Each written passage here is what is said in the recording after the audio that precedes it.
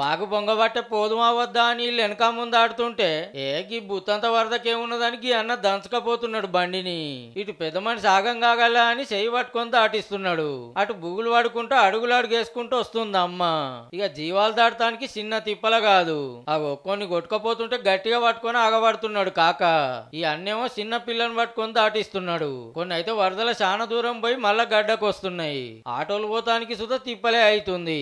ఇంకా గట్టానలు వల్లే కాబట్టి ఇంతనన్నా దాటుతున్నారు కానీ మూను పెట్టి దంచుడు దంచనా అంటే అటోళ్ళు లాటే ఇటోళ్ళు ఇటే.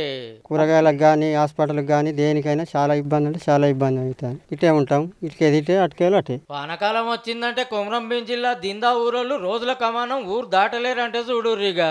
ఏరే ఊరికి పోవాలన్నా ఏరే ఊరోళ్ళు రావాలన్నా వాగు దాటాల్సిందే. పానం సుస్తైనా గర్భిణీలు దవాఖానకు పోవాలన్నా సరుకు సౌదలకు పోరలు స్కూల్కు పోవాలన్నా సుక్కలు చూస్తున్నాం అంటూరు. దాటడానికి దానిలాడి కొందరు పానాలే పోయినాయట. ఏ సౌకర్యం లేక ఈ బిడ్జి లేక మా కుమారుడు కూడా చనిపోవడం జరిగింది. 10 సంవత్సరాల క్రితం నిన్న లేదు మొన్న ఈ కేతిని గ్రామానికి చెందిన 18 సంవత్సరాల యువకుడు చనిపోవడం జరిగింది. నిన్నయాల్టి సంది కాదుల్లో వెనుకటికి వెళ్ళి ఇదే తిప్పల. వాగు మీద బ్రిడ్జి కట్టిరు సార్ అని ఆఫీసర్లు లీడర్ల చుట్టూ తిరిగినా చేస్తాం చూస్తాం అనుడు తప్పితే పనులైతే ముంగడి పోవులేదు. 2 ఏళ్ల కింద ఊరోళ్ళంతా కలిసి 150 కిలోమీటర్ల దూరంలో ఉన్న కలెక్టర్ ఆఫీస్ కు పాదయాత్ర చేసినా ఫాయిదా లేకుంటుంది.